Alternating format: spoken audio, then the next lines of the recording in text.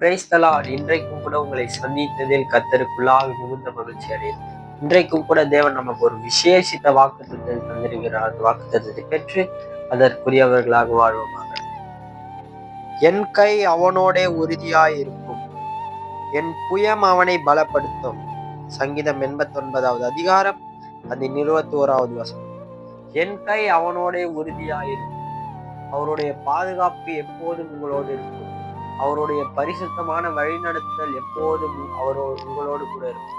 உங்களை யாரும் மேற்கொள்ள முடியாது, உங்களை யாரும் அழிக்க முடியாது, உங்களுடைய வளர்ச்சியை யாராலும் தடை செய்ய முடியாது.